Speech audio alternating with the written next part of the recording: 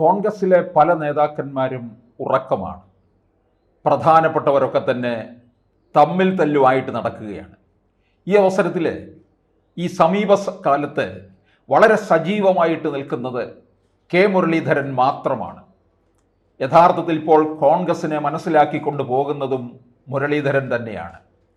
K സുധാകരനെ മാറ്റാനുള്ള തീവ്രമായ ശ്രമം ഒരു ഭാഗത്ത് നടക്കുമ്പോൾ ഇപ്പോൾ കോൺഗ്രസ് അധ്യക്ഷനെ മാറ്റുക എന്നുള്ളതല്ല പ്രധാനപ്പെട്ട കാര്യം. ആ അധ്യക്ഷൻ തന്നെ തുടരുക, അതിനോടൊപ്പം തന്നെ 2026 തെരഞ്ഞെടുപ്പിനെ അഭിമുഖീകരിക്കുക, അതിനു മുമ്പായിട്ടുള്ള തദ്ദേശ തെരഞ്ഞെടുപ്പിനെയും അഭിമുഖീകരിക്കാൻ സജ്ജമാകുക എന്നാണ് മുരളീധരൻ പറയുന്നത്.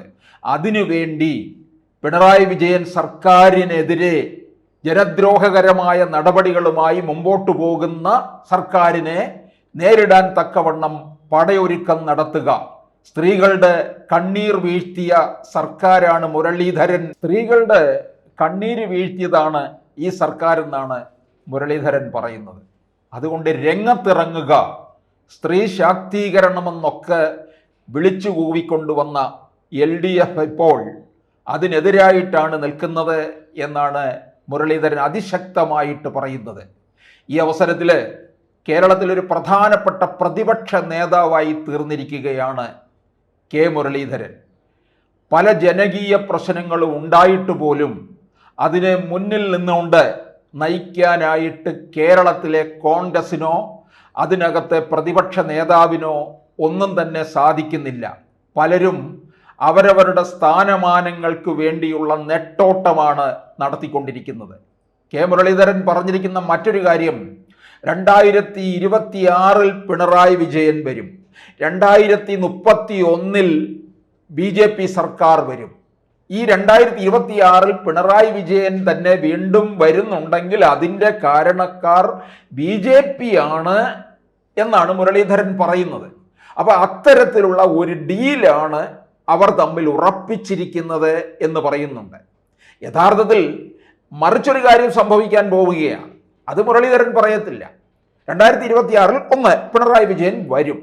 എന്തുകൊണ്ട്? കേരളത്തിൽ ഭരണവിരുദ്ധ വികാരമുണ്ട്, പിണറായി വിരുദ്ധ തരംഗമുണ്ട് എന്നൊക്കെ കേരളം ഒന്നടങ്കം പറയുമ്പോഴും എന്തുകൊണ്ടാണ് പിണറായി വിജയൻ വരുന്നത്? അതിന് കാരണം BJP ഒരു 10-11 സീറ്റ് പിടിക്കുകയാണ്. അതിനോടൊപ്പം തന്നെ കോൺഗ്രസ് വളരെ താഴേക്ക് പോകുന്ന ഒരവസ്ഥയിലേക്കും എത്തുമ്പോൾ പിന്നെ തീർച്ചയായിട്ടും അത് LDFന് അനുകൂലമായിട്ടായിരിക്കും മാറുക. ഇതാര് തന്നെ സൃഷ്ടിച്ചതാണ്? കോൺഗ്രസ് തന്നെ അങ്ങനെ ഉണ്ടാക്കി കൊടുത്തതാണ്. അതായത് BJP പിടിക്കുന്ന സീറ്റുകളും വോട്ടുമെന്ന് പറയുന്നത് കോൺഗ്രസിൻ്റെ തന്നെയാണ്. അപ്പോൾ കോൺഗ്രസ് തന്നെയാണ് അതിന് വഴിവെച്ച് കൊടുത്തിരിക്കുന്നത്. പിണറായി വിജയൻ ഹാട്രിക് വിജയം നേടുന്നുണ്ടെങ്കിൽ അതിൻ്റെ ഉത്തരവാദി കോൺഗ്രസ് തന്നെയാണ്. പിന്നെ 2026 എന്തായാലും BJP 10 സീറ്റ് കൊണ്ട് അല്ലെങ്കിൽ 8 സീറ്റ് കൊണ്ടൊക്കെ തൃപ്തിപ്പെടും. 31 കേരളം BJPക്ക് അനുകൂലമായിട്ട് മാറുകയും ചെയ്യും. അത് ഒരു ഡീൽ അല്ല, മറിച്ച് ഇവിടെ കോൺഗ്രസ് അപ്രസക്തമാവുകയും ചെയ്യും. അത് എന്തുകൊണ്ട് മുരളീധരൻ പറഞ്ഞില്ല? 2026 തന്നെ കോൺഗ്രസിൻ്റെ കാര്യത്തിൽ ഒരു തീരുമാനം ഉണ്ടാകാൻ പോവുകയാണ്. കാരണം അവസരത്തിനൊത്തുയരാൻ കഴിയാതെ പോകുന്ന ഒരു പാർട്ടിയാണ്. ദേശീയ തലത്തിൽ തന്നെ കോൺഗ്രസ് അപ്രസക്തമായി കഴിഞ്ഞു. അതിൻ്റെ പല കഴിവുകളും ഇല്ലായ്മപ്പെട്ടു പോയി. ഇന്ത്യ മുന്നണി എന്ന് പറയുന്ന ഒരു സഖ്യം രൂപപ്പെട്ടിട്ട് പോലും ഇവർക്കൊന്നും ചെയ്യാൻ കഴിയാത്ത ഒരു സാഹചര്യത്തിലായി. അതുകൊണ്ട് തീർച്ചയായിട്ടും ഈ കോൺഗ്രസ് കേരളത്തിൽ ഇല്ലാതാകാൻ പോകുന്നത് 2026 ആ അവസരത്തിൽ സംഭവിക്കാൻ പോകുന്നത് എന്തായിരിക്കും? UDFിലുള്ള ഘടകകക്ഷികളൊക്കെ തന്നെ പല വഴികളിലേക്ക് പോകും. അവരിപ്പോൾ തന്നെ അതൃപ്തരാണ്. അതൃപ്തരായതിൻ്റെ പ്രധാനപ്പെട്ട കാരണം, അതായത് അവസരം വരികയാണ്. 2026 കേരളം UDFിലേക്ക് ചായാനുള്ള ഒരവസരം വരുമ്പോൾ അതിനെ വേണ്ട തരത്തിൽ മുതലെടുത്തുകൊണ്ട് മുന്നോട്ട് അതിനനുസരിച്ച് പ്രവർത്തിക്കാനായിട്ട് കോൺഗ്രസിന് സാധിക്കുന്നില്ല. കോൺഗ്രസ് ആണ് മുന്നിൽ നിന്ന് നേതൃത്വം നൽകേണ്ടത്. UDFിലെ പ്രധാന കക്ഷിയാണ്. ആ കോൺഗ്രസ് നേതൃത്വം നൽകുമ്പോഴാണ് മറ്റ് ഘടകകക്ഷികൾക്കും ഒക്കെ അതിൻ്റെതായ രീതിയിൽ കാര്യങ്ങൾ മുമ്പോട്ട് കൊണ്ടുപോകാൻ കഴിയുന്നത്. അതിന് കഴിയുന്നില്ല. അങ്ങനെ കഴിയാതെ വരുമ്പോൾ ഈ ഘടകകക്ഷികൾ അതൃപ്തരാണ്. ലീഗ് അടക്കമുള്ളവർ, ലീഗ് വളരെയധികം ഇത് കോൺഗ്രസിലെ ഈ കലഹമൊക്കെ ഒന്ന് ഒത്തുതീർപ്പിലെത്തിക്കാൻ വേണ്ടി വളരെ പരിശ്രമിക്കുന്നുണ്ട്. അവരുടെ പരിശ്രമവും അവരുടെ ഇടപെടലും ഒക്കെയാണ് കോൺഗ്രസിൻ്റെ കൈവശമുള്ള വോട്ട് വിഹിതം കുറയുന്നതിൻ്റെ കാരണം. അതായത് മുസ്ലിം ലീഗിൻ്റെ ഇടപെടൽ കാരണം ക്രൈസ്തവ വിഭാഗത്തിൻ്റെ വോട്ട് പോകുന്നു, ഈഴവ വിഭാഗത്തിൻ്റെ വോട്ട് ചോർച്ച ഉണ്ടാകുന്നു. ഇതൊക്കെ ബി ജെ പിയിലേക്കാണ് പോകുന്നത്. ക്രൈസ്തവരുടെ വോട്ട് എങ്ങോട്ടേക്ക് പോകുന്നു? ബി ജെ പിയിലേക്ക് പോകുന്നു. അതിന് പല കാരണങ്ങളുണ്ട്. അത് നമ്മൾ പല വീഡിയോകളിലും പറഞ്ഞിട്ടുള്ളതാണ്.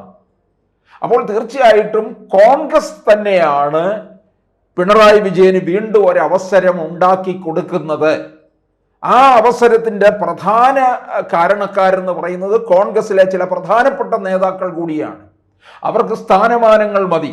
കോൺഗ്രസ് ഇപ്പം ആന്റണിയെ പോലുള്ളവരെയൊക്കെ കൊണ്ടുവന്നു കഴിഞ്ഞാൽ തീർച്ചയായിട്ടും കേരളത്തിൽ LDF ഒരിക്കൽ കൂടി അവസരം കിട്ടുകയാണ് ചെയ്യുന്നത്. ആന്റണിയും CPM-ഉം തമ്മിൽ ഇനി വല്ല ഡീലിങ്സ് നടക്കുന്നുണ്ടോ എന്നും അറിയത്തില്ല. കാരണം ആന്റണിയെ വളരെ ഭംഗിയായിട്ട് അങ്ങ് പ്രിയങ്ക ഗാന്ധിക്ക് ഇഷ്ടപ്പെട്ടു. ആന്റണിയെ തന്നെ KPCC അധ്യക്ഷ സ്ഥാനത്ത് കൊണ്ടുവരണമെന്നാണ് പറയുന്നത്. യഥാർത്ഥത്തിൽ ഒരു തെരഞ്ഞെടുപ്പിന് മുമ്പല്ല ഇത്തരത്തിലുള്ള പ്രധാനപ്പെട്ട പദവികളിൽ ഇരിക്കുന്നവരെ മാറ്റേണ്ടത്. അനാരോഗ്യം എന്നൊക്കെയാണ് കോൺഗ്രസിനകത്തുള്ളവർ പറയുന്നത്.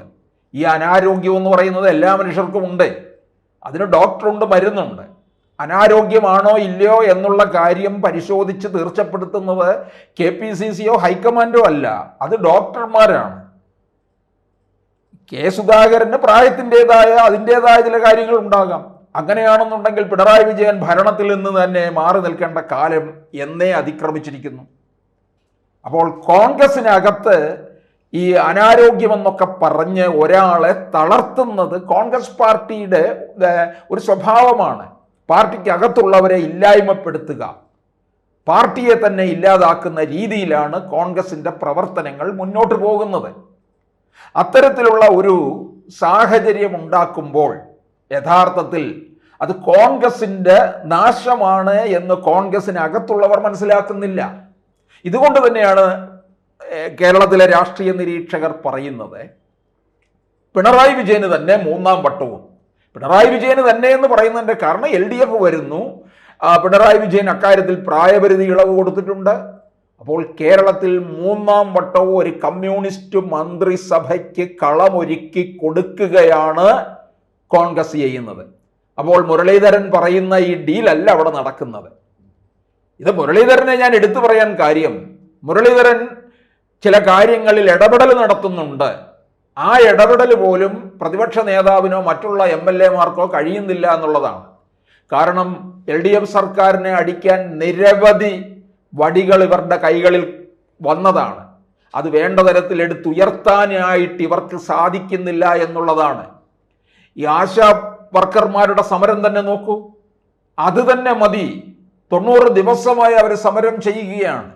ആ സമരം കൊണ്ട് തന്നെ കേരളത്തിൻ്റെ ഭരണത്തെ മാറ്റിയെടുക്കാനായിട്ട് ഈ കോൺഗ്രസിന് കഴിയുമായിരുന്നു. അത് ഉപയോഗിച്ചില്ല എന്നുള്ളതാണ്.